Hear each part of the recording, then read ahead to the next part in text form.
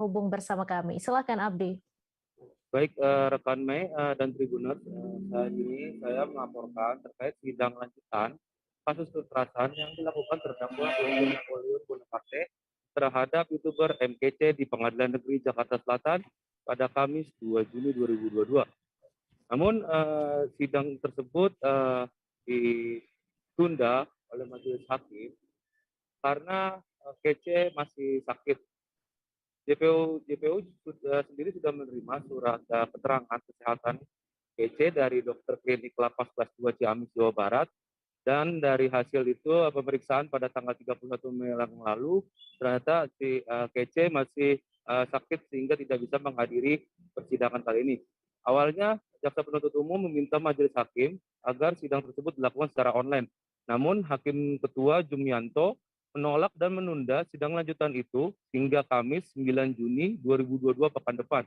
Menanggapi hal itu, terdakwa Irjen Napoleon Bonaparte sendiri menyebut jika MKC ini hanya bersandiwara atas sakitnya ini. Hal ini karena MKC juga sering melakukan hal yang sama saat menjadi terdakwa kasus penistaan agama di Pengadilan Negeri Ciamis, Jawa Barat beberapa waktu lalu. Napoleon menilai sakitnya MKC ini dibuat-buat karena sudah merasa tersudutkan dari fakta-fakta persidangan sebelumnya. Di samping itu, Napoleon juga mengklaim sudah mempunyai bukti-bukti video kebohongan pernyataan MKC dari persidangan sebelumnya. Video itu nantinya akan diputar pada pekan depan ketika KC hadir dalam persidangan lanjutan perkara ini. Demikian Mei, dikembalikan ke studio. Baik, terima kasih Abdi atas laporan Anda dan Tribuners, wartawan kami juga telah menghimpun wawancara dengan terdakwa kasus kekerasan Irjen Napoleon Bonaparte. Berikut tayangan untuk Anda. Setelah dihadirkan sebagai saksi pertama 2 minggu lalu, dia sudah kelihatan tersudut dengan beberapa fakta-fakta persidangan sehingga saya tidak tahu. Mudah-mudahan betul-betul sakit. Tapi kalau nyakit itu emang udah kebiasaan dia. Ini suatu hal yang dapat kita perkirakan juga bukan dia sendiri yang bermain, tetapi ada pengaruh dukungan dari orang-orang kelompok pendukungnya. Ya. Apakah hal ini akan dibiarkan terus oleh penilaian penguasa, sehingga tetap memberi peluang kepada para penista agama untuk selalu tetap merusak persatuan dan kesatuan bangsa umat beragama. Ya. Ini bukan retorika. Kenyataan sosial di masyarakat. Kita lihat komentar-komentar publik itu sudah menunjukkan suatu sikap saling mencurigai dan ada unsur kebencian dalam masyarakat atau umat beragama. Kalau tidak percaya, silakan lihat konten-konten yang ada di media, itu sudah menunjukkan hal itu. Pencarian Emeril Khan Mumtaz atau Eril di Sungai Ar, Bern, Swiss memasuki hari ke-8 pada hari Kamis 2 Juni. Orang tua Eril, Gubernur Jawa Barat Ridwan Kamil dan Atalia Praratia pun terus mendapat dukungan dari pemerintah setempat. Di lokasi, Ridwan Kamil beserta Atalia pun masih memeriksa langsung di beberapa titik-titik potensial di sepanjang bantaran Sungai Ar. Untuk informasi selengkapnya akan disampaikan langsung oleh rekan jurnalis Tribun Jabar, Syarif Abdussalam yang kini sudah terhubung bersama kami. Silakan Syarif. Ya, selamat sore rekan Mei dan Tribuners. Seperti diketahui hari ini masuk ke hari ke-8 pencarian Emeril Khan Mumtaz yang merupakan putra sulung dari Gubernur Jawa Barat Ridwan Kamil. Kemudian di hari ke-8 ini ada cara untuk pencariannya masih tetap dilakukan sama seperti sebelum-sebelumnya, yaitu dengan cara langsung melalui penyelaman, kemudian menggunakan bot, drone, dan juga penerobongan langsung ke dasar sungai. Kemudian kemarin Ridwan Kamil dan Atalia Praratia yang merupakan orang tua dari Emeril Khan ini mendapat kunjungan dari Kementerian Luar Negeri Swiss. Mereka menyampaikan dukungannya kepada Ridwan Kamil baik moral supaya beliau merasa tenang di sana. untuk melakukan pencarian juga karena seperti diketahui memang Ridwan Kamil dan Atalia Praratia ini eh, membantu tim pencari atau tim SAR di sana turun langsung untuk melakukan pencarian di bantaran Sungai Are. Eh, Namun demikian, pencarian juga masih dilakukan di sejumlah titik-titik pusatnya yang diketahui ada kemungkinan besar bahwa Emeril ada di sana. Titik-titik ini diantaranya adalah Marcili dan Swellen Medley, kemudian di Walensee dan Engelhard. Kemudian Ridwan Kamil sendiri bersama Atalia selama ini memang turun langsung ke bantaran sungai, dan baru kemarin sampai yaitu pihak keluarga, perwakilan keluarga dari Bandung itu sampai di Swiss untuk membantu pencarian, diantaranya adik dari Ridwan Kamil dan adik ipar dari Ridwan Kamil. Sudah sampai hari ini tentunya dan melakukan pencarian bersama Ridwan Kamil dan Atalia. Kemudian berdasarkan informasi dari pemerintah setempat bahwa ada perakiraan cuaca untuk 7 hari ke depan itu diperkirakan akan ada badai di daerah pegunungan dan hujan di sekitar sungai. Hal ini dapat menghambat proses pencarian. Hal ini menyebabkan Sungai Are bisa saja berarus deras atau semakin keruh ya, sehingga sangat menyulitkan untuk pencarian. Namun demikian, pihak kepolisian maritim menyatakan akan terus berusaha mencari Emeril ini di Sungai Are.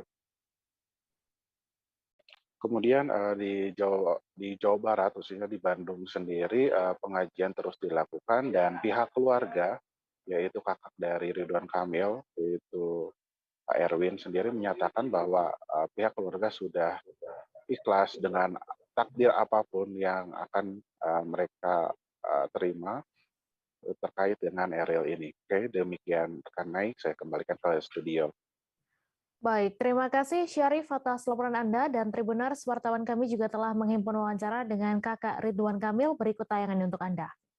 Pada kesempatan ini, izinkan saya untuk menyampaikan update pencarian sampai dengan tanggal 31 Mei. Jadi tanggal 31 Mei, Polisi Maritim Kota Bern melanjutkan proses pencarian, namun demikian belum mendapatkan hasil sebagaimana yang kita harapkan bersama. Dalam kesempatan tersebut, Kepala Polisi Bern kemudian menyampaikan hasil pencarian langsung kepada Kang Emil di salah satu boathouse yang ada di sekitar lokasi. Dari pihak kepolisian ini menyampaikan bahwa dari hasil evaluasi mereka akan tetap melanjutkan proses pencarian. Secara metode masih sama dengan yang sebelumnya, hanya mungkin khusus untuk penyelaman itu akan bersifat situasional karena memang kondisi sangat bergantung pada situasi di lapangan. Ketua DPD 2 Partai Golkar Halmahera Utara Frans Maneri tidak lagi maju di Pilkada 2024 mendatang. Jabatan Frans Maneri berakhir di 2023 sebagai Bupati Halmahera Utara. Namun di Pilkada 2024, 4 nama kader Partai Golkar mencuat, termasuk anak Bupati Frans Maneri, Johan Maneri. Untuk informasi selengkapnya akan disampaikan langsung oleh rekan jurnalis Tribun Ternate, Arafik Hamid, yang kini sudah terhubung bersama kami. Silakan Arafik.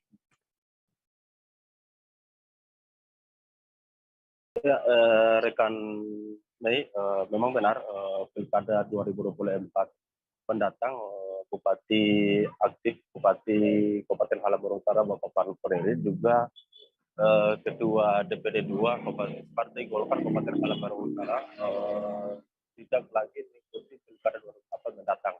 Namun dari rapat pimpinan daerah beberapa waktu lalu di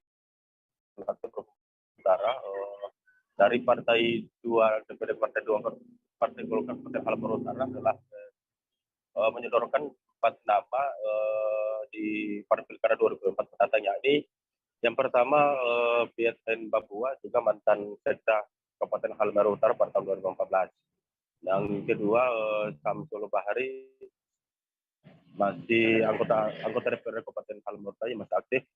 Dan yang ketiga, Mulih Tapi Wakil Bupati Kabupaten Halimurtaya Utara. Namun dari keempat nama tersebut yang terakhir adalah anak Bupati Kabupaten Halimurtaya dan juga Ketua DPD 2 Kabupaten Halimurtaya, yakni Johan Meneri, yang sekarang masih menjabat Ketua HIPMI Kabupaten Halmahera Utara. Nah, sejauh ini berdasarkan hasil konfirmasi ke Sekretaris DPD 2 Kabupaten Halmahera Utara, Bapak Heri, membenarkan bahwa keempat nama ini telah diseluruhkan pada saat rapat pimpinan daerah di beberapa waktu lalu di Kota Ternate, Maluku Utara.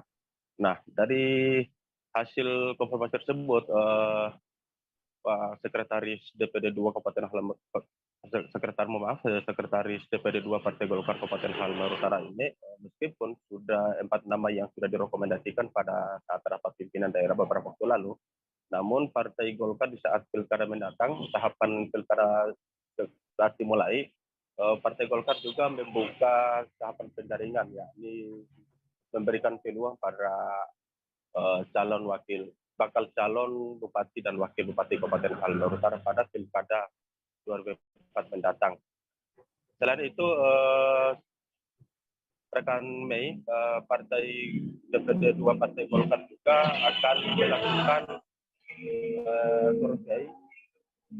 akan melakukan survei, baik itu survei secara internal partai politik maupun secara lembaga, sahabat Mei. Demikian rekan Mei, saya kembalikan ke studio. Baik, terima kasih Arafik atas laporan Anda. Selamat bertugas kembali. Proses penyelidikan dan penyidikan terhadap temuan ratusan karung berisi balpres yang diamankan tim gabungan Pangkalan Utama TNI AL Lantamal 13 pada Jumat 27 Mei lalu diserahkan kepada pihak Bea dan Cukai Tarakan. Fakta lain di balik pengungkapan kasus 116 karung berisi balpres tersebut, ada ABK yang positif terindikasi mengonsumsi narkotika jenis sabu. Untuk informasi lebih lengkapnya akan disampaikan langsung oleh rekan jurnalis Tribun Kaltara, Andi Pausiah, yang kini sudah terhubung bersama kami. Silakan Andi.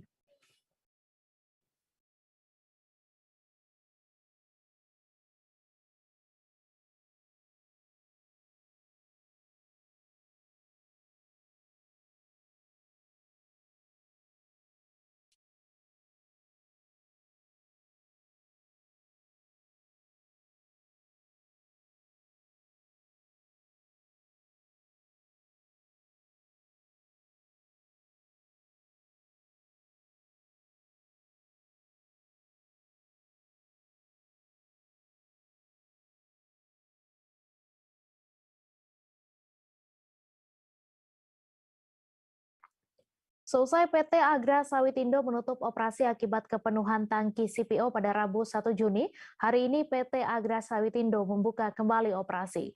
Kini giliran PT Citra Sawit Lestari atau CSL yang tutup operasi pada Kamis 2 Juni dengan alasan yang sama. Penutupan operasi beberapa perusahaan ini akibat penuhnya tangki penampungan CPO pabrik kelapa sawit yang ada di Bengkulu Tengah akibat tidak lancarnya penjualan CPO. Untuk informasi selengkapnya akan disampaikan langsung oleh rekan jurnalis Tribun Bengkulu, Suryadi Jaya, yang kini sudah terhubung bersama kami. Silakan Suryadi. Baik, rekan Mei di studio. Beberapa waktu lalu, akibat dari pelarangan ekspor CPO oleh pemerintah pusat Indonesia, pemasaran CPO di Bengkulu masih terhambat. Usai dicabutnya larangan tersebut hingga saat ini, tepatnya kemarin, beberapa pabrik kelapa sawit yang ada di Provinsi Bengkulu menutup proses produksi CPO mereka. Seperti halnya di PT Agra Sawitindo dan PT BAS di Bengkulu Utara. Namun dari informasi terakhir untuk di PT Agra Sawitindo, mereka mengungkapkan akan menutup pabrik kelapa sawit mereka ini selama 3 hari. Namun nyatanya hari ini sudah kembali beroperasi nih. Selain itu, rekan Mei, untuk di PT Citra Sawit Lestari yang ada di Kabupaten Bengkulu Tengah yang diprediksi masih mampu menampung tandan buah segar kelapa sawit di Kabupaten Bengkulu Tengah selama 3 hari ke depan pun nyatanya mengalami kepenuhan tangki CPO. dan hari ini dipastikan tutup sementara waktu hingga mereka berhasil melakukan pemasaran terhadap CPO mereka. Dari pantauan tribunbengkulu.com di lapangan, PT Agra Sawitindo meski tetap membuka layanan untuk pembelian tandan buah segar kelapa sawit masyarakat, ternyata hari ini hanya antrian saja yang terpantau panjang. Namun untuk pembongkaran hanya sedikit sekali, terhitung sejak pagi tadi hingga sore ini hanya 10 mobil truk pengangkut TBS saja yang melakukan pembongkaran. Di samping itu hanya PT Palma Mas Sejati dan PT Bio Nusantara Teknologi saja yang berada di Kabupaten Bengkulu Tengah yang mampu membeli tandan buah segar secara normal di Kabupaten Bengkulu Tengah.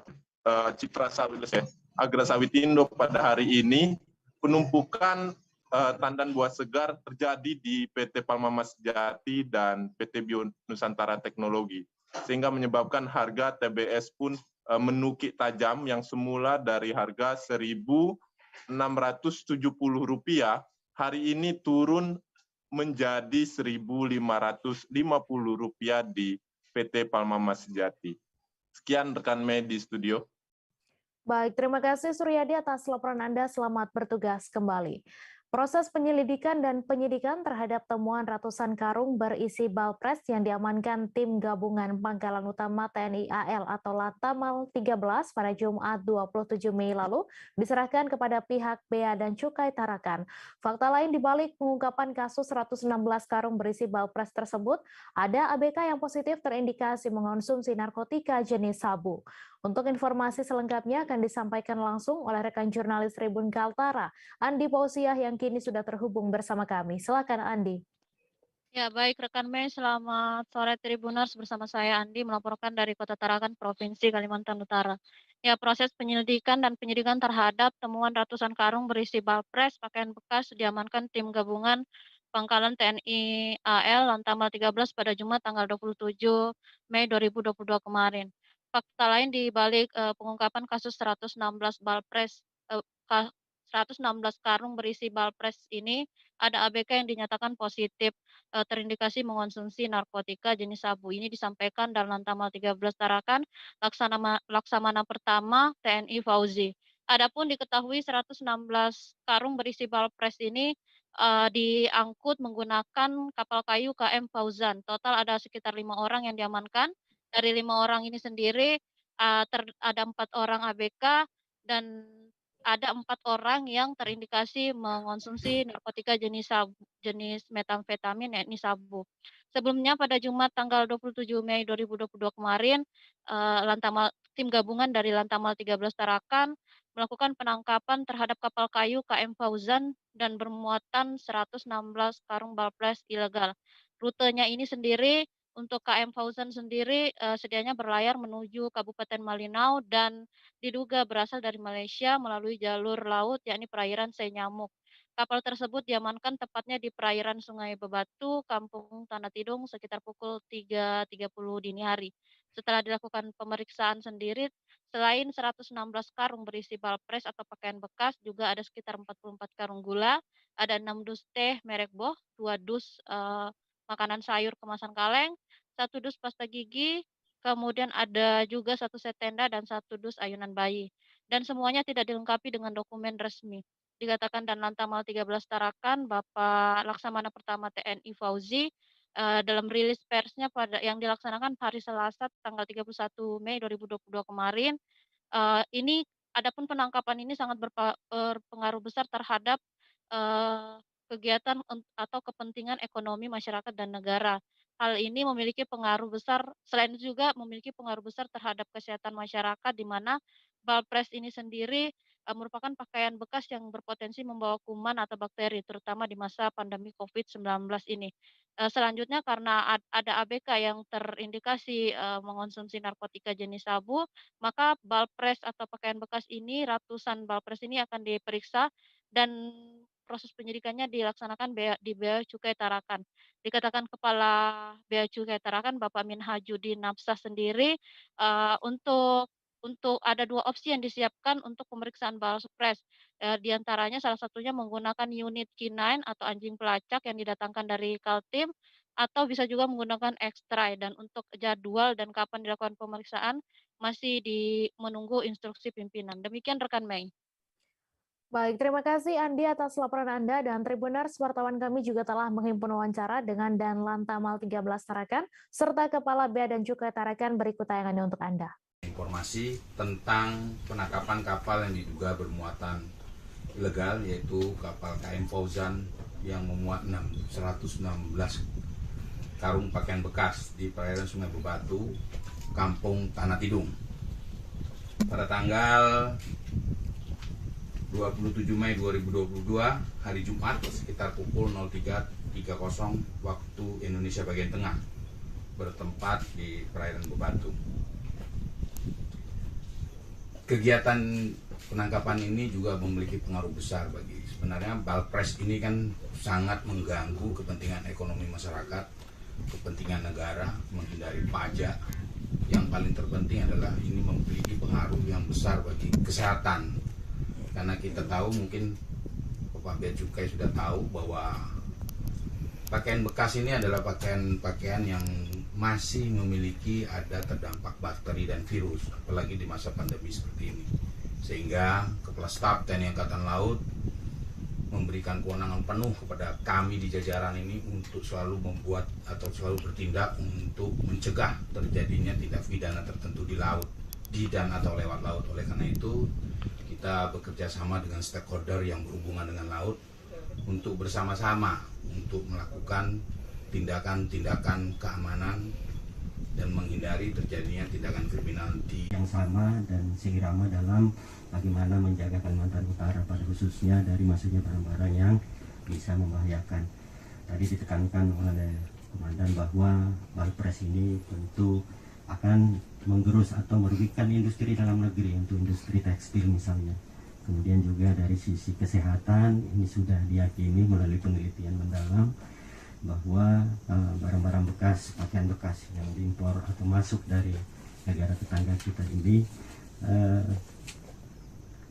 cenderung ya memiliki nilai patogen yang sangat tinggi ya, dan ini belum teruji. Nah, ini yang barangkali menjaga kesehatan di masyarakat kita, apalagi dalam masa pandemi ini. Saya kira itu penekanan kami. Ini bukti nyata bahwa semua aparat penegak hukum di Kalimantan Utara tentu berkeinginan sama bagaimana supaya baik dari sisi ekonomi, kesehatan masyarakat, dan keamanan bisa terjamin. Kasus pencurian kambing dengan modus isi perutnya ditinggalkan di dalam kandang kembali terjadi di Kota Depok. Tak tanggung-tanggung, kali ini pencurinya menyasar 9 kambing milik seorang warga bernama Salam di Pancoran Mas. Pencurian ini terjadi pada Selasa 31 Mei dini hari. Untuk informasi selengkapnya akan disampaikan langsung oleh rekan jurnalis Tribun Jakarta, Dwi Putra Kesuma, yang kini sudah terhubung bersama kami. Silakan Dwi. Baik, selamat sore Mei dan pemirsa Tribunet. Bisa saya jelaskan bahwa kasus pencurian Selasa dini hari. Modus yang digunakan pelaku adalah beraksi pada saat dan menyembelih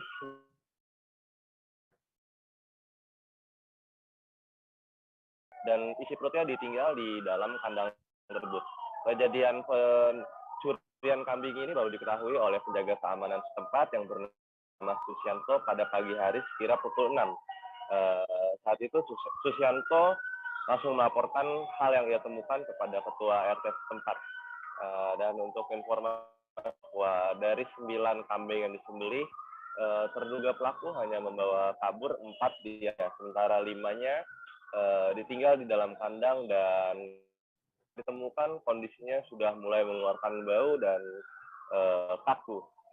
Dan untuk informasi bahwa pencurian kambing dengan modus di tinggal isi perutnya di dalam kandang ini sudah kali terjadi. Dalam catatan saya sudah ada 3 kali kejadian yang terjadi pada bulan Januari tahun 2022, kemudian bulan April 2022, dan juga pada akhir Mei kemarin. Penjaga keamanan setempat menyebut tersebut rencananya akan dijual untuk momen Idul Adha yang akan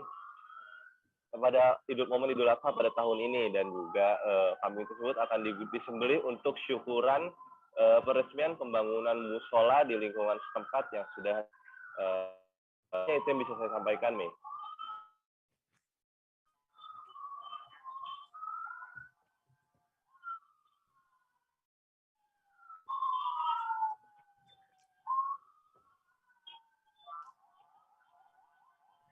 Terima kasih Dwi Putra Kesuma atas laporan Anda. Selamat bertugas kembali. Kita beralih ke informasi selanjutnya, Tribuners. Seorang tenaga kerja wanita atau TKW di Arab Saudi asal Kabupaten Lampung Timur bernama Nur Hayati sempat hilang kontak dengan keluarganya. Perempuan asal desa Sriwangi 2 Lampung Timur ini hilang komunikasi dengan keluarganya setelah 2 tahun menjadi TKW di Arab Saudi. Setelah penantian 16 tahun tidak berkomunikasi dan berkabar, akhirnya Nur Hayati menghubungi melalui panggilan video WhatsApp. Untuk informasi selengkapnya akan disampaikan langsung oleh rekan jurnalis Tribun Lampung, Yogi Wahyudi, yang kini sudah terhubung bersama kami. Silakan Yogi.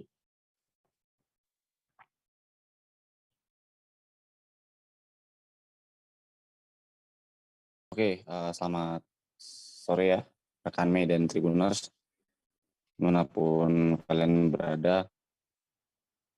Memang Lampung Timur akhir-akhir ini menjadi sorotan lantaran salah satu TKW yang ada di Arab Saudi ya, itu berasal dari Lampung Timur dan sudah kurang lebih 16 tahun tidak berkomunikasi ya dengan pihak keluarga. Jadi memang si TKW ini yang bernama Nur Hayati ini berangkat dari Lampung Timur untuk menjadi TKW itu pada tahun 2005. Sampai tahun 2006 pihak keluarganya mengaku jika masih berkomunikasi ya dengan Nur Hayati. Namun di 2007 sampai 2022 pihak keluarganya tidak lagi berkomunikasi dengan Nur Hayati. Dan setelah dapat dihubungi pada tanggal 22 Mei 2022, jadi ternyata Nur Hayati ini memang dibatasi oleh majikannya ya, tidak diperkenankan untuk berkomunikasi dengan keluarganya, bahkan tidak digaji ya. Menurut pengakuan Nur Hayati kepada bibinya bahwa dia tidak digaji selama 15 tahun itu dan tidak bisa pulang. Lalu ketika ditanya lebih dalam apa alasan dia tidak pernah menghubungi, akhirnya ia berbicara dengan pihak keluarganya dan bisa menghubungi itu lantaran ketika ingin memperpanjang paspor yang biasanya itu selalu ditemani oleh majikannya, kali ini tidak ditemani oleh majikannya dan akhirnya ia mengadukan pada pihak perlindungan tenaga kerja yang ada di Arab Saudi ya, baru bisa berkomunikasi sampai dengan detik ini. Nah, untuk informasi juga bahwa dari pihak pemerintah, untuk pihak pemerintah Kabupaten Lampung Timur mengupayakan gaji yang tidak didapat selama 15 tahun, lalu mengupayakan usaha-usaha penegakan hukum terkait dengan disekapnya ya, tidak diberikan hak dan wewenang Nur Hayati untuk menghubungi pihak keluarga selama 15 tahun, baru nantinya Nur Hayati akan dipulangkan. Yang pasti pihak keluarga sampai saat ini berharap agar cepat ditangani dan Nur Hayati dapat cepat berkumpul dengan keluarga kembali. Begitu rekan Mei. Baik, terima kasih Yogi Wahyudi atas laporan Anda. Selamat bertugas kembali. Seorang pengunjung hotel berjenis kelamin perempuan ditemukan tewas dalam kondisi tanpa busana di sebuah kamar hotel di Surabaya pada Rabu 1 Juni siang. Pengunjung hotel yang tewas itu berinisial S berusia 46 tahun yang merupakan warga Kenjeran, Kota Surabaya. S ditemukan pertama kali oleh seorang karyawan hotel bagian housekeeping saat sedang membersihkan area kamar. Untuk informasi lebih lengkapnya akan disampaikan langsung oleh rekan jurnalis Tribun Jatim, Luhur Pambudi yang kini sudah terhubung bersama kami. Silakan Luhur. Oke, baik Mei. Seorang pengunjung hotel berjenis kelamin perempuan ditemukan dalam keadaan meninggal dunia dengan kondisi tanpa busana di sebuah toilet kamar hotel yang ada di kawasan kawasan Kecamatan Sawahan, Kota Surabaya, hari Rabu tanggal 1 Juni 2022 siang kemarin. Pengunjung hotel yang meninggal dunia itu berjenis kelamin perempuan itu berinisial S berusia 54 tahun. 54 tahun dan ternyata secara catatan dari KTP yang dibawa oleh si korban berasal dari sebuah kecamatan, dari Kecamatan Kenjeran, Kota Surabaya. Dan S ditemukan pertama kali oleh Angga Albel, seorang karyawan hotel yang bekerja sebagai tugas housekeeping selama 2 tahun yang lalu. Jadi korban ditemukan dalam keadaan telanjang tanpa busana ya, pukul 13.15. Saat itu saksi yang pertama kali mendapati mayat itu hendak melakukan mekanisme pembersihan bagaimana tugasnya sebagai housekeeping deretan lorong hotel tempat dia bekerja. Kemudian di sebuah kamar hotel nomor 42 ternyata didapat kecurigaan karena kondisi lampu di dalam kamar tersebut masih tampak menyala dan penghuni di hotel tersebut sudah waktunya untuk check out. Ketika saksi berusaha untuk memanggil penghuni yang ada di dalamnya, ternyata tidak ada tanggapan atau sautan sama sekali atau respon sama sekali dari pihak yang di dalam, dan muncul kecurigaan dan akhirnya Albel atau si saksi mata tersebut berusaha minta bantuan dari manajemen untuk berusaha masuk ke dalam kamar dan ternyata dalam keadaan terkunci menggunakan kunci cadangan.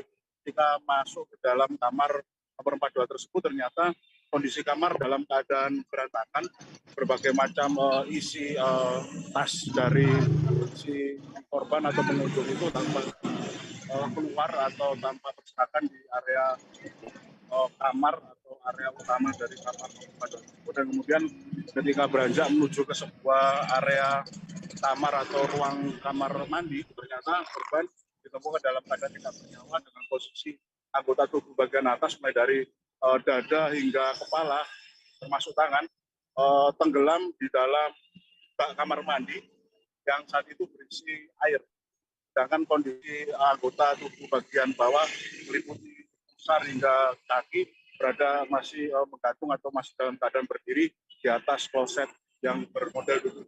Jika dilakukan olah TKP oleh Polsek Sawahan Polrestabes Surabaya dan tim Inafis Polrestabes Surabaya, tidak didapati adanya tanda bekas kekerasan dalam bentuk apapun, entah itu disebabkan oleh senjata tajam ataupun senjata tumpul dalam mekanisme visum luar yang dilakukan oleh tim Inafis. Namun ketika dilakukan serangkaian tahapan medis, ketika dibawa ke rumah sakit ternyata teridentifikasi kalau si korban ini tenggelam karena mati lemas karena kondisi paru-parunya terpenuhi atau penuh dengan air macam itu. Kemudian ketika jadi sampai saat ini proses penyelidikan masih terus berlangsung dan kepolisian mendapati sebuah temuan, yakni adanya seorang pria tak dikenal atau pria misterius yang ternyata diketahui melalui rekaman CCTV hotel pada Senin atau 2 hari yang lalu sebelum korban ditemukan meninggal, ternyata sempat masuk check-in bersama dengan korban. Dan pria misterius ini sebagaimana informasi kami himpun berdiri berusia kisaran 30 sampai 35 tahun, mengenakan pakaian kasual, pakai kaos oblong, tanpa masker, hanya pakai topi, kemudian bercelana panjang jeans, tampak keluar dari kamar hotel yang disinyalir itu adalah atau diduga kuat oleh pihak penyidik dari kepolisian sebagai saksi kunci atas meninggalnya si korban. dan kami sempat tadi berkunjung ke rumah korban untuk mendapati berbagai macam informasi atau memverifikasi atau mengonfirmasi berbagai macam informasi yang kami himpun terkait insiden temuan mayat ini. Ternyata pihak suami atau ternyata si korban ini sudah bercerai dengan suaminya yang tinggal di Surabaya, dan selama ini si korban ini diketahui berada di kawasan Terminal Kudus, dan selama ini tidak lagi tinggal bersama suami dan keempat anaknya, dan menggantungkan hidup sebagai pengamen di kawasan jalanan di Terminal Kudus, Jawa Tengah. Kemudian mengenai tanggapan dari pihak suami yang mantan suami ya, tepatnya mantan suami, karena status pernikahan dari si korban dengan suami sudah pisah, artinya sudah bercerai sejak tahun 2019, dan tanggapan dari mantan suami ternyata ya mantan suami tidak ingin berspekulasi banyak mengenai penyebab kematian dari sang mantan istri. Hanya saja ia mendapat info dari pihak kepolisian kalau beberapa benda berharga seperti kalung yang ada di leher mantan istrinya itu hilang ketika proses evakuasi. Hanya ketika didapati mayat pertama. Dan ya menduga juga ternyata ada upaya paksa untuk menghilangkan nyawa dari istri dengan cara upaya menenggelamkan kepala sang mantan istri ke dalam bak yang berisi air di kamar mandi hotel tersebut. Dan pihak dari keluarga mantan suami ini ternyata diberikan kewenangan penuh kepada pihak kepolisian untuk mengungkap secara jelas mengenai penyebab pasti dari meninggalnya istri. Kemudian kalau memang didapatkan upaya-upaya pelanggaran dari pihak keluarga mantan suami, si pelaku kalau memang ada segera ditangkap dan diadili saat ini. Demikian reportase dalam keadaan tidak wajar Kota Surabaya. Terima kasih. Terima kasih Luhur Pambudi atas laporan Anda, dan Tribuners, wartawan kami juga telah menghimpun wawancara dengan karyawan hotel. Berikut tayangannya untuk Anda. Penjaga hotel di sini menemukan jenazah itu jam berapa? Jam 1.15, kurang lebih jam segitu. Jam 1.15. Nah, jenengan ketika masuk ke situ itu memang dalam tujuan apa, Pak? Sedang membersihkan atau? Mau ngecek kamar, kan mau kosongan kamar kan, udah waktu check out jam 12 siang. Check out jam 12 siang ya? Kalau ketika masuk itu kondisi kamar gimana, Pak? Berantakan, kondisi kamar berantakan. Kondisi kamar. Banyak barang di atas kasur sama di lantai-lantai kamar udah berantakan. Wah, itu untuk tepat pasti dari mayat sendiri ada di mana itu? Di kamar mandi. Kamar mandi. Bisa diulas posisinya tubuhnya? Dia tengkurap, setengah badan yang atas itu udah masuk ke dalam air, yang setengah badannya bawah itu udah di atas itu, di wastafel itu.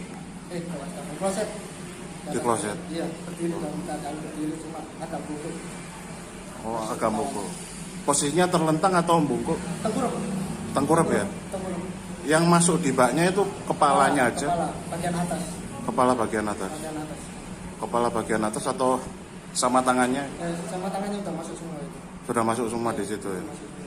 Oh gitu. Untuk ini Mas, tadi pihak kepolisian kesini tadi jam berapa? Jam 2-an ya? Iya, jam 2-an. Untuk jam segituan. Jam segituan ya?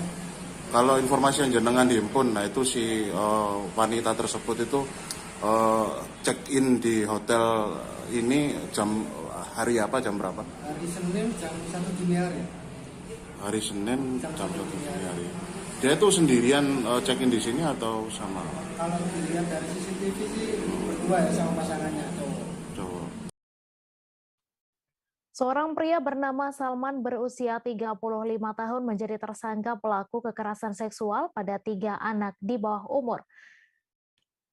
Pria ini diamankan tim unit pelayanan perempuan dan anak Polres Pangkal Pinang. Tersangka diketahui sehari-hari bekerja sebagai penjual barang bekas.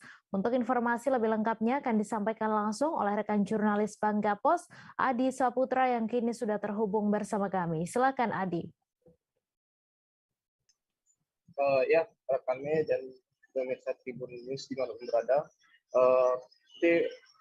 pelaku penyadaman kekerasan seksual terhadap anak di bawah umur atas nama Salman, 35 tahun, warga Kampung Pancur, diamankan tim PPA Polres Pangkal Pinang. Pelaku ditangkap karena telah melakukan kekerasan seksual terhadap 3 orang anak yang berada di bawah umur. Saat diamankan tim PPA, pelaku sempat tidak mengakui perbuatannya tersebut. Akan tetapi setelah dilakukan interogasi, pelaku mengakui perbuatannya tersebut. Tim Polres unit PPA Pangkal Pinang mengamankan pelaku Salman pada Senin 30 Mei 2022 sekitar pukul 17 lewat Indonesia Barat. Saat diamankan, pelaku sendiri sedang berada di dalam rumahnya, di dalam rumah kontrakannya, salah satu orang anak di bawah umur yang sedang makan mie instan. Pelaku sendiri dikenal sehari-hari sebagai penjual barang bekas. Saat diamankan, pelaku berada di dalam rumah. Dari penangkapan pelaku tersebut berawal dari laporan orang tua salah satu korban anak di bawah umur, yang mana korban sendiri melapor kepada orang tuanya bahwa telah dilakukan kekerasan seksual seperti dicabul, sodomi. Pelaku sendiri merupakan warga Pancur, diamankan. Dari pengakuan tersebut, pelaku melakukan hal bejat tersebut sejak tahun 2019. Akan tetapi saat dilakukan interogasi, pelaku Salman mengaku bahwa perbuatan tersebut dilakukan sejak tahun 2020. Sementara Kasat Reskrim Polres Pangkal Pinang, AKP M. Adi Putra, membenarkan terkait adanya penangkapan terhadap satu orang pelaku kekerasan seksual terhadap anak di bawah umur. Pelaku sendiri sudah berkeluarga dan saat melakukan dari pengakuan pelaku bahwa perbuatan seksual yang terjadi tersebut karena setiap melihat anak kecil, hasrat yang dimiliki oleh pelaku mulai tumbuh, mulai terasa. Akan tapi saat dilakukan pelaku melakukan kekerasan tersebut di dalam rumah pelaku sendiri. Mungkin seperti itu, Saudara Mei. Baik, terima kasih Adi atas laporan Anda. Selamat bertugas kembali. Kita beralih ke informasi selanjutnya, Tribuners. Baru beberapa menit diparkir, sepeda motor milik pegawai minimarket raib dilarikan maling. Kejadian tersebut terjadi di Jalan Tani Asli, Kecamatan Sunggal, Deli Serdang. Aksi pencurian itu pun sempat tertangkap kamera pengawas CCTV yang terpasang di lokasi kejadian. Untuk informasi selengkapnya akan disampaikan langsung oleh rekan jurnalis Tribun Medan, Vian, yang kini sudah terhubung bersama kami. Silakan, Vian. Ya, halo rekan Mei dan juga para tribuners di rumah. Ya, kejadian hilangnya sepeda motor milik karyawati minimarket ini terjadi pada tanggal 24 Mei 2020 lalu, di mana saat itu korban ini sedang menuju ke tempat kerjanya di salah satu minimarket di kawasan Sunggal. Saat itu dia sekitar pukul 6:30 dia datang dan memarkirkan sepeda motor miliknya itu di parkiran depan minimarket. Nah, setelah dari situ dia ingin melakukan bersih-bersih minimarket karena sedang akan dibuka pada pagi itu. Nah, ketika itu dia di dalam minimarket tersebut dengan kepala tokonya. Namun beberapa menit setelah itu kepala tokonya ini mendatangi si korban dan menanyakan apakah pagi itu dia membawa sepeda motor ke tempat kerjaan. Dia mengatakan membawa sepeda motor, namun dia merasa curiga dan langsung keluar dari dalam toko dan melihat bahwasanya sepeda motornya telah dilarikan oleh maling. Saat itu dia langsung melakukan pengecekan CCTV dan dilihat bahwasanya benar bahwasanya sepeda motornya itu telah raib dibawa oleh 2 orang pelaku yang saat itu datang juga bersama dengan sepeda motor. Ia juga mengatakan bahwasanya sebelum kejadian bahwasanya kepala tokonya ini sempat melihat adanya pelaku yang datang, namun tidak curiga dengan pelaku ini yang datang rupanya pelaku pencurian sepeda motor. Nah, setelah dari situ dia pun langsung melaporkan kejadian itu ke Polsek Sunggal atas kejadian hilangnya sepeda motor itu. Menurut korban, di lokasi tersebut memang sudah kerap terjadi aksi pencurian motor.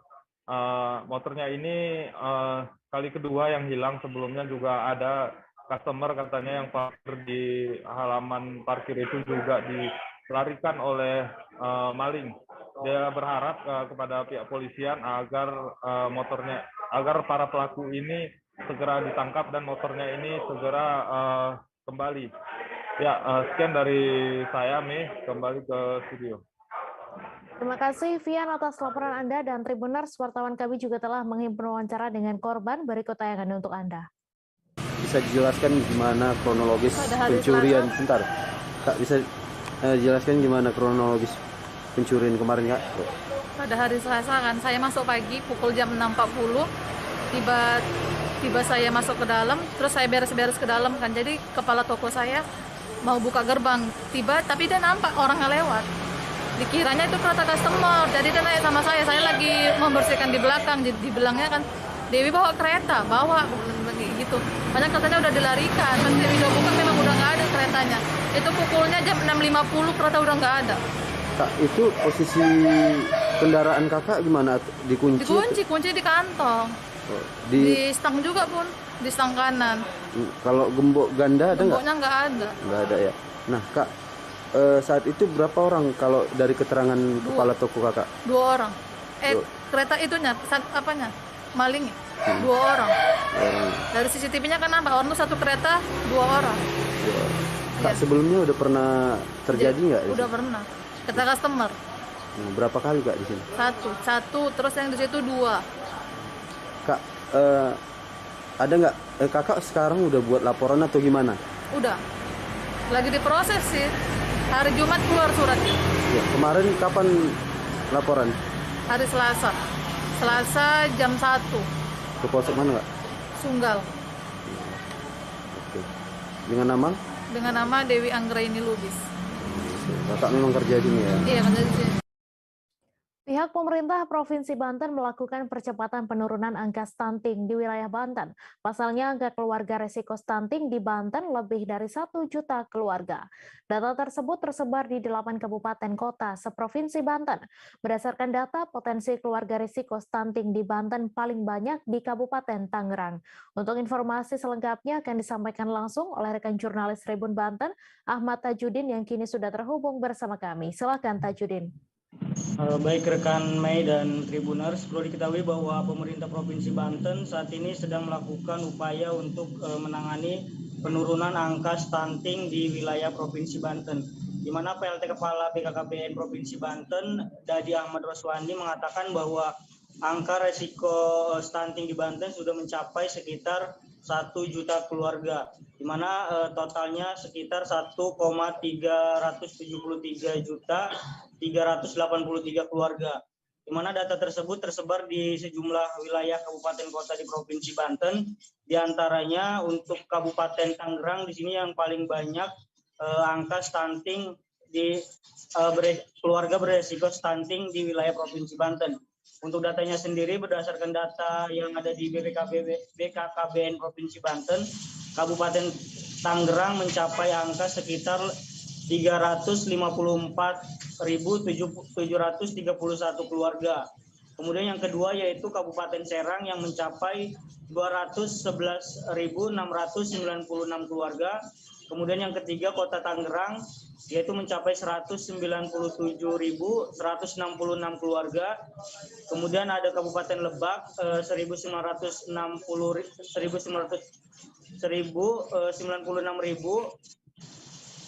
196.053 keluarga. Kemudian ada juga Kabupaten Pandeglang yaitu berjumlah sekitar 159.415 keluarga.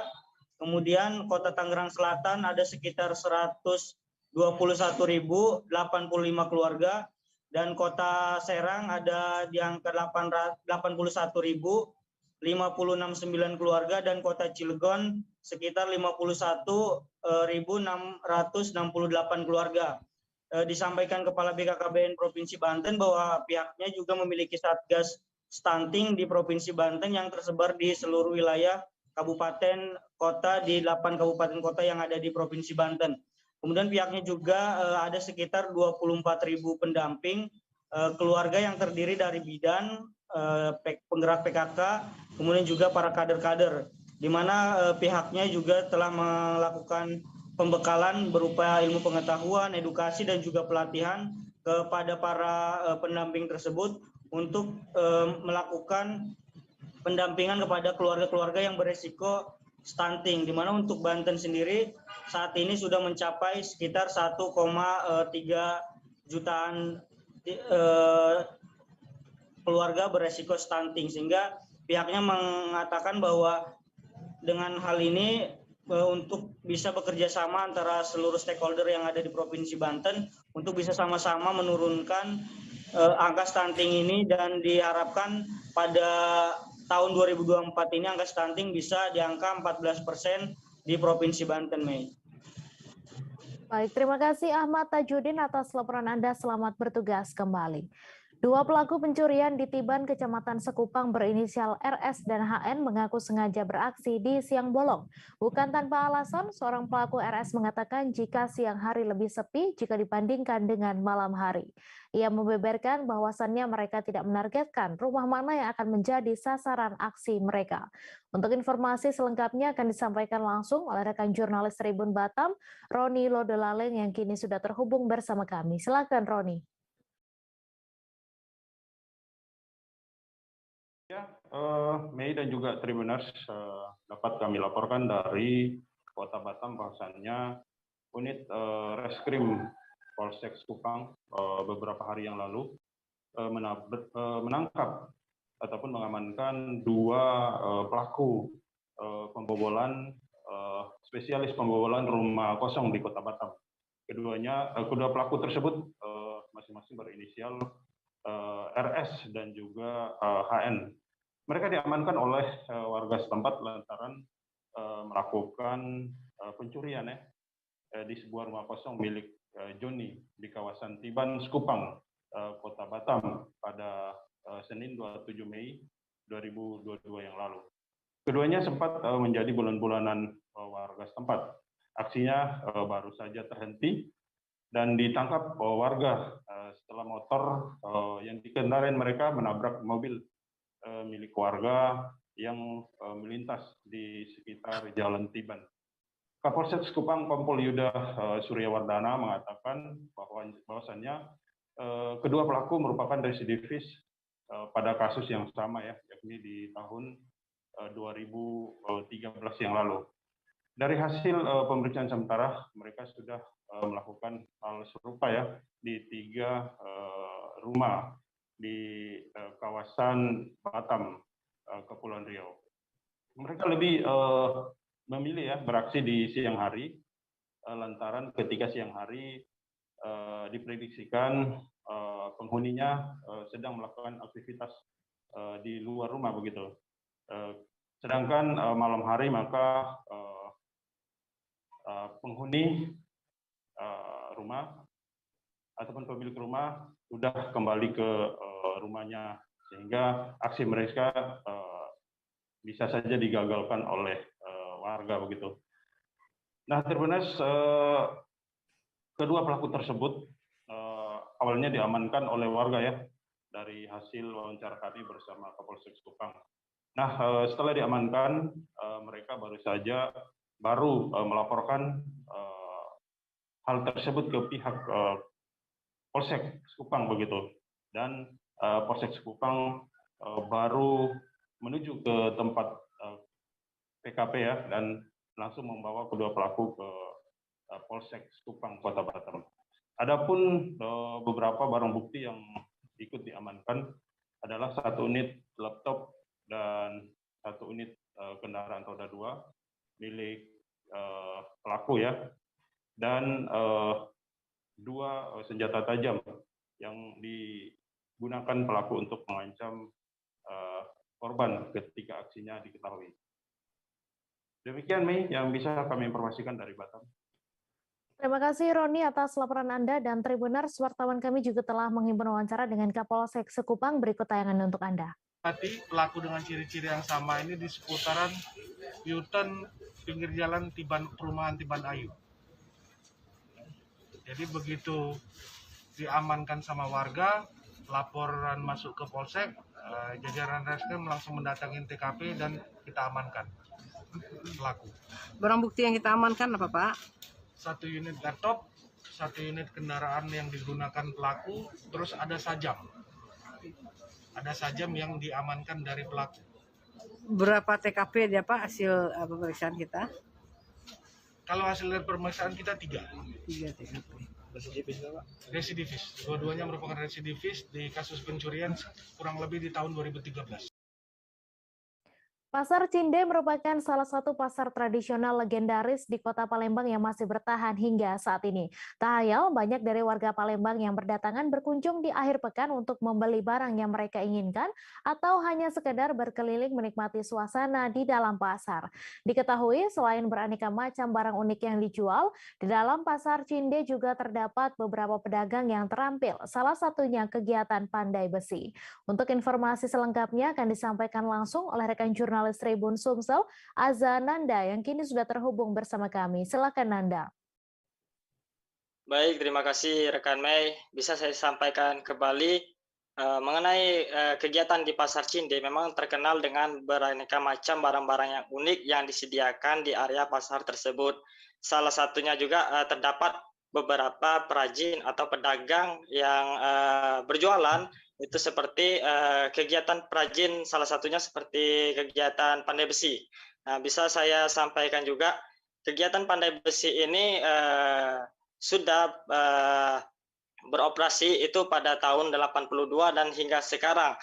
Dan kegiatan pandai besi di area Pasar Cinde ini terbilang juga unik. Karena kenapa saya bilang unik, itu kegiatan dari pandai besi ini juga terdiri dari beraneka jenis pembuatan. Dari setiap rukunya juga itu mereka menciptakan barang-barang seperti halnya alat bangunan, alat rumah, dan juga barang-barang otomotif. Dan hingga sekarang ini masih mereka lakukan sampai saat ini. Dan diketahui juga di setiap rukunya itu juga terdapat beberapa macam kegiatan yang saya sebutkan tadi, seperti untuk pembuatan pagar ya, dan juga kerjasama dari setiap pandai besinya juga di area Pasar Cinde ini.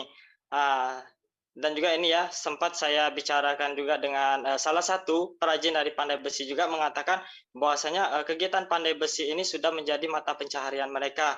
Dikarenakan dalam kegiatan pandai besi ini atau perajin pandai besi ini merupakan salah satu kegiatan itu yang tidak pernah habis hingga masa, dikatakan itu, karena kegiatan pandai besi ini sampai kapanpun akan selalu banyak peminatnya, karena memang dikatakan juga dalam pandai besi atau untuk pembuatan alat bangunan itu memang sering dibutuhkan oleh masyarakat setempat juga untuk menciptakan bangunan-bangunan serta alat-alat yang dibutuhkan seperti halnya alat otomotif khusus seperti barang-barang mobil dan bengkel.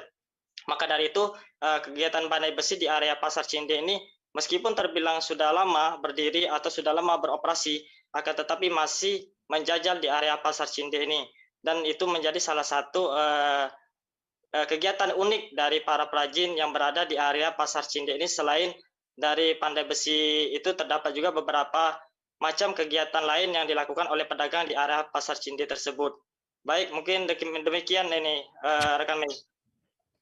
Baik, terima kasih Azananda atas laporan Anda. Selamat bertugas kembali. Kita beralih ke informasi selanjutnya, Tribuners. Dibangun tahun 2010, gedung 7 lantai yang ada di halaman Universitas Samratulangi Manado kini terbengkalai.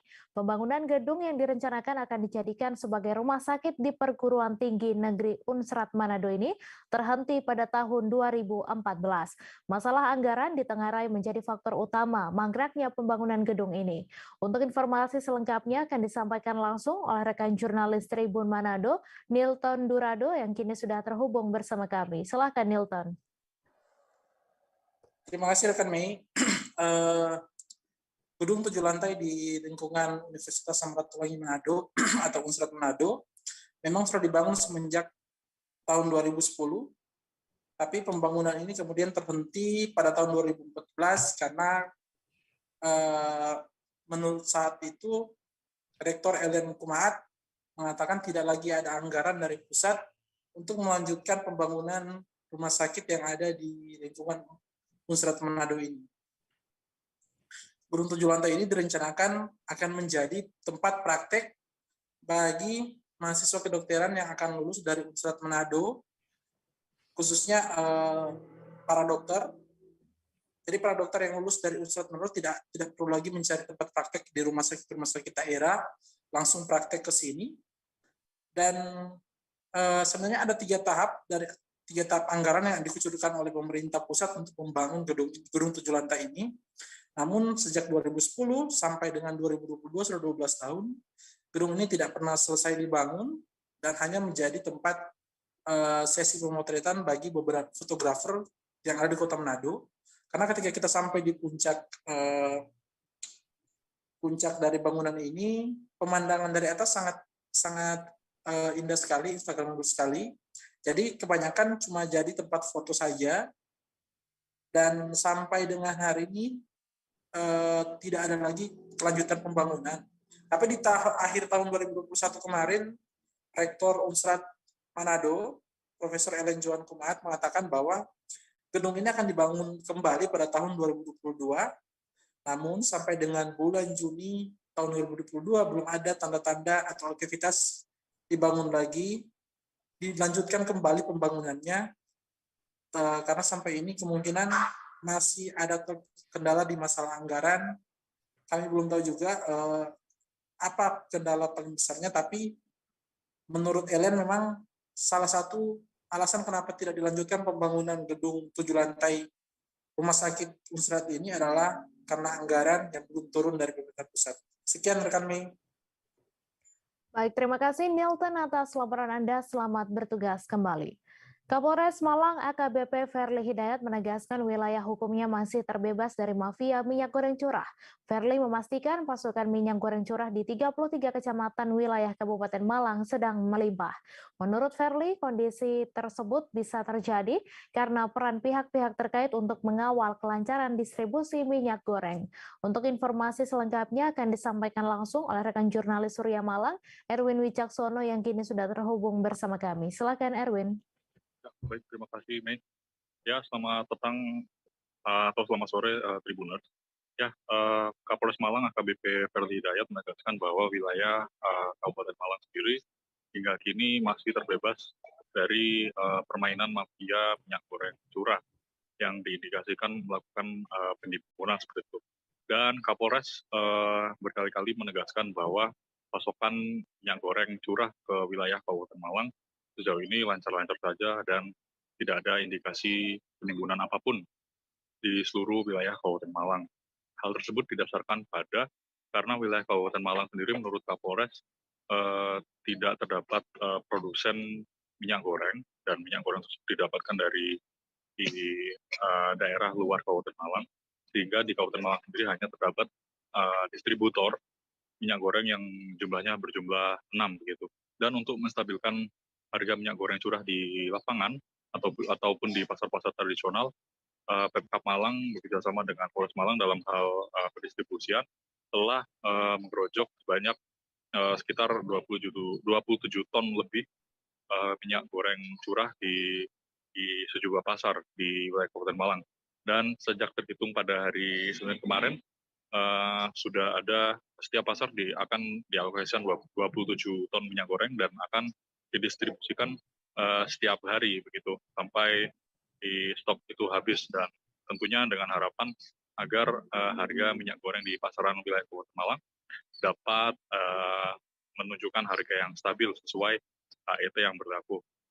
Dan kami juga menghimpun dari informasi dari Kepala Dinas Perindustrian dan Perdagangan Kabupaten Malang, Agung Purwanto, menegaskan bahwa harga minyak goreng curah di wilayah Kabupaten Malang masih begitu stabil dan tidak melebihi harga eceran tertinggi. Dan sampai saat ini harga pasarannya untuk yang kemarin pada saat operasi pasar itu 13.000 per liter. untuk harga minyak goreng curah, dan ada beberapa di wilayah pasar Kabupaten Malang masih menjualnya dengan harga 15.000 sampai 16.000. Namun hal tersebut masih dirasa wajar karena akan terus dilakukan operasi pasar sampai harga tersebut akan stabil. Begitu, Mei. Baik, terima kasih Erwin atas laporan Anda, dan Tribuners, wartawan kami juga telah menghimpun wawancara dengan Kapolres Malang. Berikut tayangannya untuk Anda. Dari TNI Polri akan terus membantu kelancaran dari minyak goreng curah ini khususnya. Kita berharap sampai ke tingkat konsumen bisa benar-benar sesuai HET.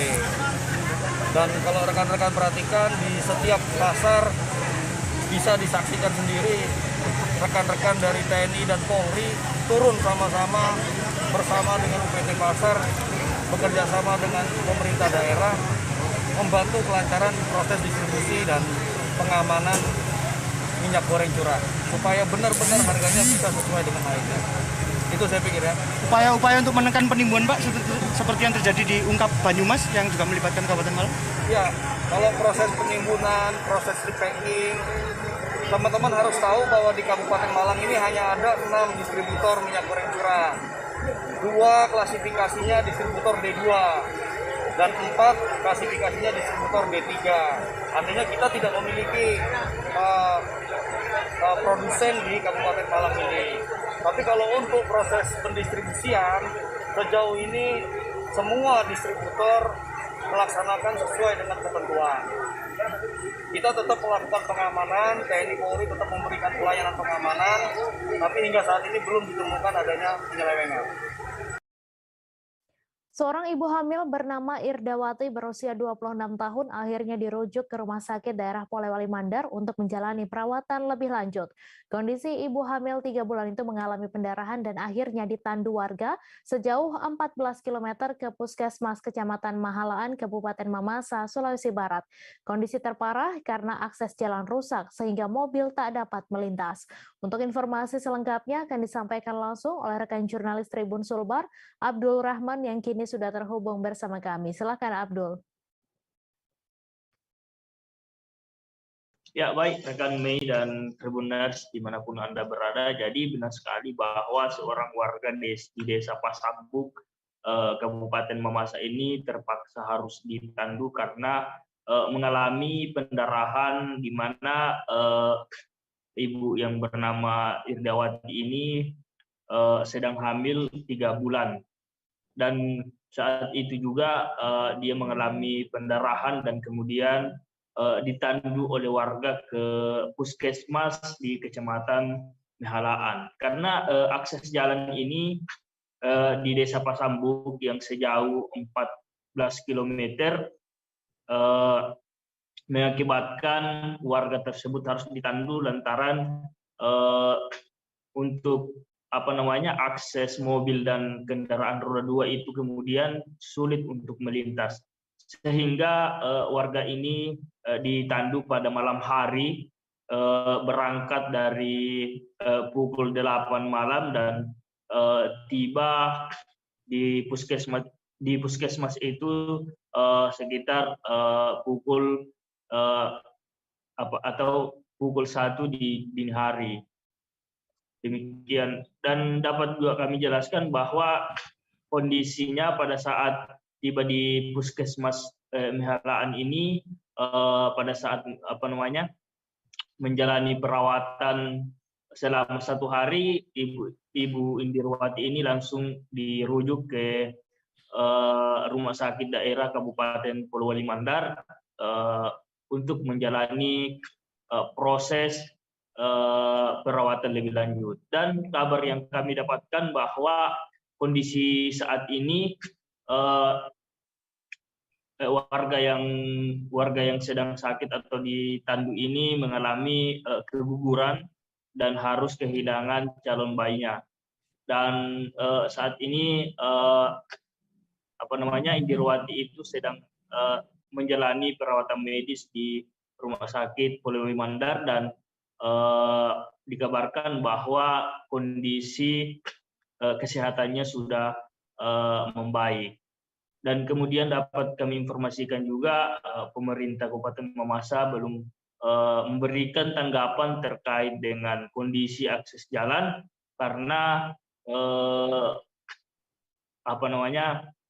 belum melakukan survei di lapangan. Demikian, Mei. Terima kasih Abdul Rahman atas laporan Anda. Selamat bertugas kembali. Sejumlah tokoh nasional mendatangi acara silaturahmi nasional atau Silatnas yang diselenggarakan Partai Nasdem di Nasdem Tower Gondang Dia, Jakarta pada Kamis 2 Juni. Terlihat Menteri BUMN Erick Thohir, Ketua MPR RI Bambang Susatyo, hingga Menteri Komunikasi dan Informatika Johnny G. Plate menghadiri acara tersebut. Untuk informasi selengkapnya akan disampaikan langsung oleh rekan jurnalis Tribun News, Naufal Lanten yang kini sudah terhubung bersama kami. Silakan Naufal.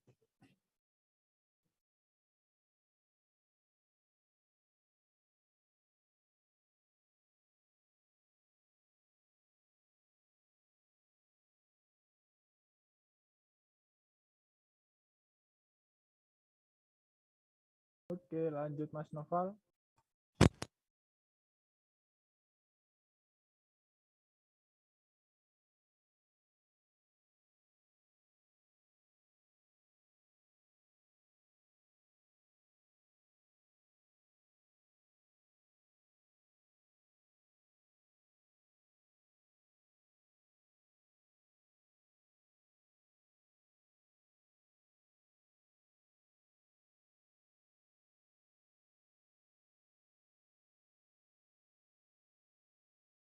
Ya, baik Mei dan juga Tribuners, baru saja gelaran Silatnas yang dilakukan oleh Partai Nasdem di kantornya di Nasdem Tower di daerah Gondang Dia, Jakarta Pusat telah dilaksanakan. Sejumlah tokoh nasional menghadiri kegiatan ini dan diantaranya adalah seperti Ketua MPR RI Bambang Susatyo, terus juga Menteri BUMN Erick Thohir dan juga Menkominfo Johnny G. Plate. Nah, acara ini Tribuners dan juga Mei, maksud saya, digelar dalam rangka membahas Pancasila bagi kalangan muda. Dan juga dia dalam pidatonya, Ketua Umum Partai Nasdem, Surya Paloh, membahas soal filosofis Pancasila. Dan juga dalam sambutannya, Mei dan juga Tribuners, Ketua Umum Partai Nasdem ini juga menyinggung pertemanannya dengan atau hubungannya dengan Bamsud, demikian. Dan juga dalam pidatonya juga Surya Paloh juga mengatakan bahwa Erick Thohir merupakan tokoh muda nasional yang nantinya juga bakal bersinar. Dan di sela-sela atau setelah kegiatan tersebut juga Mei dan juga Tribuners, Surya Paloh menjawab sejumlah pertanyaan dari wartawan. Dia bilang bahwa terkait dengan dukungan Nasdem atas koalisi atau dukungannya terhadap Gerindra, dia bilang bahwa itu bisa saja terjadi. Dan terkait dengan kunjungan Ketua Umum Partai Gerindra Prabowo Subianto kemarin ke kantor Nasdem di Tower Nasdem ini, juga dia bilang bahwa yang dibahas adalah hal-hal seputar perkembangan mereka. Namun Surya Paloh tidak menjelaskan lebih lanjut terkait pertemuan tersebut. Demikian Mei dan juga Tribuners. Ya, baik. Terima kasih Naufal atas laporan Anda, dan Tribuners, wartawan kami juga telah menghimpun wawancara dengan Ketua Partai Nasdem. Berikut tayangannya untuk Anda. Untuk bertepatan dengan hari jadi Pancasila, mereka mengungkap kita semuanya untuk menggugah hati kita. Pancasila tetap harus ada di hati kita semuanya sebagai satu bangsa. Kita hargai sekali itu. Dan itu memang amat sangat dibutuhkan oleh kita semuanya. Bayangkan kalau dasar falsafah negeri kita, ideologi kebangsaan kita sudah terpinggir, tersudut, dan tiada siapapun yang memperdulikannya. Saya harus katakan, dalam apa yang saya pahami dengan kemampuan nalar saya dan sentuhan intuisi, bahaya sekali masa depan bangsa. Artinya yang paling terancam adalah persatuan kita. Kita harus ingat, kita ini harus terus-menerus bekerja untuk mempersatukan semangat pluralisme. Keberadaan Emeril Khan Mumtaz atau Eril, putra Gubernur Jawa Barat Ridwan Kamil yang hilang saat berenang di Sungai Ar, Swiss masih belum diketahui. Hingga Rabu 1 Juni kemarin yang merupakan hari ke-7 hilangnya Eril, putra sulung Ridwan Kamil itu belum ditemukan. Demi bisa segera menemukan putra kesayangannya, Ridwan Kamil dan istrinya Atalia Praratya akhirnya ikut melakukan pencarian secara mandiri. Mereka membantu proses pencarian Eril dengan cara memantau langsung titik-titik potensial di bantaran Sungai Ar. KBRI Bern menjelaskan Ridwan Kamil dan sang istri terus melakukan usaha mandiri dengan memeriksa langsung beberapa titik potensial. Ridwan Kamil dan Atalia disebutkan menempuh beberapa jalur di darat dan beberapa wilayah di perairan yang masih bisa disusuri langsung oleh manusia. Di sisi lain, tim SAR bentukan polisi Swiss juga masih melakukan pencarian terhadap Eril yang hanyut saat berenang di Sungai Ar pada Kamis 26 Mei lalu. Tim ini melibatkan unsur polisi, polisi maritim, dan pemadam kebakaran. Kepada Ridwan Kamil, Kepala Kepolisian Maritim Bern menyampaikan pencarian hari ke-6 fokus pada area di antara 2 pintu air, serta patroli intensif pada wilayah setelah pintu air kedua. Polisi juga turut melibatkan berbagai komunitas masyarakat setempat untuk mencari Eril. Polisi Maritim Bern menyebut berbagai komunitas di sepanjang bantaran Sungai Ar telah terinformasikan dengan baik terkait peristiwa hilangnya Eril. Hal ini sebagai bagian memperluas keterlibatan unsur masyarakat dalam upaya pencarian. Keterangan itu disampaikan Kepala Kepolisian Maritim Bern kepada Ridwan Kamil dan Atalia di salah satu boathouse atau rumah kapal di wilayah Wohlens. Perahu menjadi salah satu metode yang digunakan untuk melakukan pencarian selain patroli darat dan drone. Sebelumnya, sejak Minggu 29 Mei lalu, Polisi Maritim Bern mulai mengerucutkan pencarian meliputi area pencarian di lokasi yang dinilai paling potensial di wilayah Marzili. Polisi Swiss juga menyatakan proses pencarian Eril menjadi prioritas mereka. Menurut perkiraan, kondisi cuaca di kota Bern pada beberapa hari ke depan akan hujan dengan badai di area pegunungan. Hal ini tentunya akan sangat mempengaruhi kondisi air di Sungai Ar. Direktur Pencegahan Badan Nasional Penanggulangan Terorisme atau BNPT, Brigjen Pol Ahmad Nur Wahid menyatakan Densus 88 Anti Teror Polri tidak punya perangkat hukum untuk bisa menindak pendukung kebangkitan khilafah. Hal tersebut menanggapi aksi konvoi pemotor yang membawa atribut pendukung kebangkitan khilafah yang viral di media sosial beberapa waktu terakhir. Menurutnya belum ada regulasi yang mengatur pelarangan penyebaran ideologi khilafah. Ia menuturkan aturan pelarangan penyebaran ideologi yang bertentangan dengan Pancasila baru hanya berlaku pada ekstrem kiri, yakni larangan propaganda ideologi komunisme, Marxisme, dan Leninisme. Hal itu diatur dalam TAP MPRS 15 tahun 1996 dan Undang-Undang Nomor 27 tahun 1999 tentang larangan propaganda ideologi komunisme, Marxisme, dan Leninisme. Ia mengatakan BNPT perlu perangkat regulasi yang melarang penyebaran semua ideologi yang bertentangan dengan ideologi Pancasila, baik ekstrem kanan dan kiri maupun lainnya. Lebih lanjut, Ahmad menuturkan landasan regulasi ini menjadi penting untuk menindak kelompok yang melakukan penyebaran ideologi yang bertentangan dengan bangsa Indonesia. Kejaksaan Agung Republik Indonesia membantah kabar Jaksa Pinangki Sirna Malasari tidak dipecat seusai terlibat dalam kasus korupsi. Korps Adiaksa memastikan Jaksa Pinangki telah dipecat. Adapun nama Jaksa Pinangki kembali diseret seusai tidak dipecatnya AKBP Raden Brotoseno dari institusi Polri. Kasus AKBP Brotoseno disebut sama seperti yang terjadi dengan Jaksa Pinangki. Kapus Penkum Kejaksaan Agung RI Ketut Sumedana memastikan kabar tersebut tidak benar. Jaksa Pinangki dipastikan telah dipecat dari Kejaksaan Agung RI.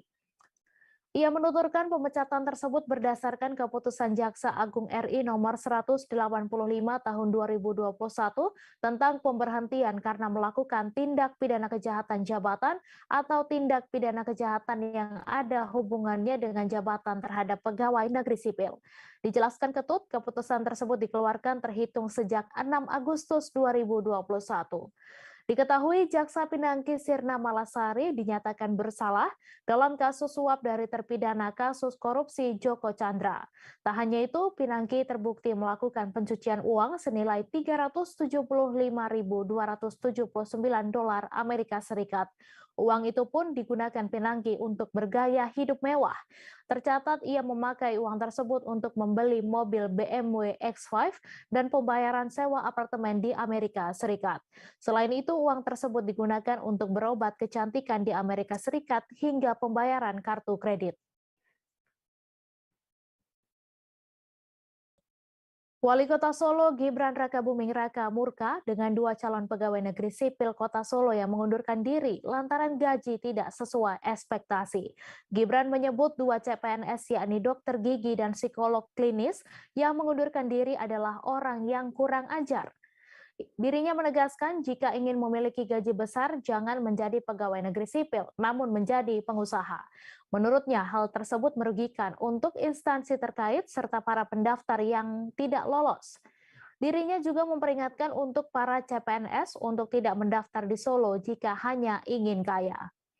Diketahui Badan Kepegawaian dan Pengembangan Sumber Daya Manusia Kota Solo mencatat ada 2 calon pegawai negeri sipil mengundurkan diri setelah dinyatakan lolos seleksi penerimaan tahun 2021.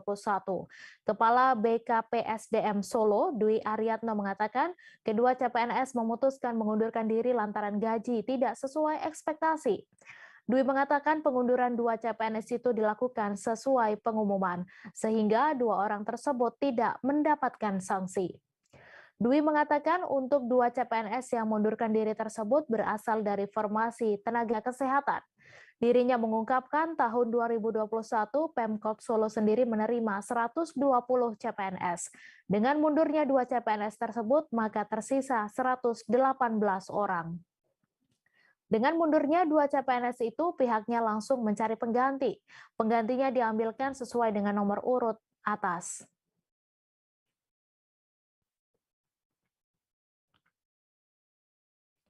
Mahasiswi keperawatan Universitas Aisyah Yogyakarta atau UNISA sekaligus pemilik akun TikTok @moditabok meminta maaf terkait kontennya. Mahasiswi tersebut sebelumnya mengunggah konten berbau pelecehan seksual saat memasang kateter kepada Rumah Sakit Umum Daerah Gunung Kidul. Mahasiswi tersebut diketahui juga telah membuat video klarifikasi terkait unggahannya. Dalam video itu, mahasiswi atas unggahannya tersebut dan telah ya. Seperti diberitakan sebelumnya, mahasiswi pemilik akun TikTok tersebut mengunggah curhatan telah memasang kateter kepada pasien laki-laki. Unggahan tersebut sontak mendapat berbagai komentar dari warganet. Kepala Prodi Keperawatan dan Dekanat Fakultas Ilmu Kesehatan kampus membenarkan identitas mahasiswi tersebut. Kepala Biro Humas dan Protokol UNISA Yogyakarta, Sinta Maharani mengatakan sudah berkoordinasi dengan Kaprodi Keperawatan dan Dekanat Fakultas Ilmu Kesehatan terkait kasus tersebut. Menurutnya, Prodi Keperawatan juga sudah melakukan beberapa tindakan.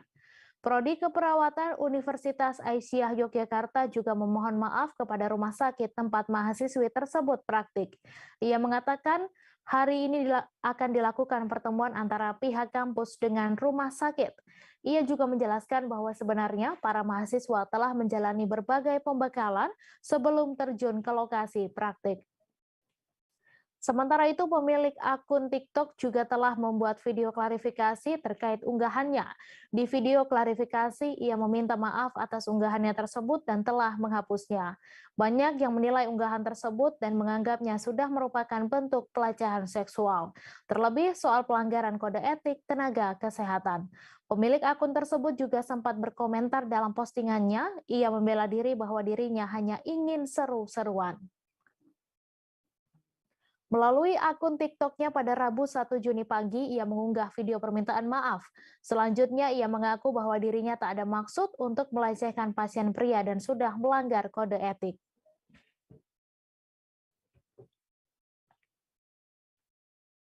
Informasi tadi sekaligus menutup perjumpaan kita dalam live update hari ini. Jangan lupa saksikan informasi teraktual lainnya hanya di kanal YouTube Tribun Network. Saya Mesa Desirait beserta kru yang bertugas pamit. Terima kasih dan sampai jumpa.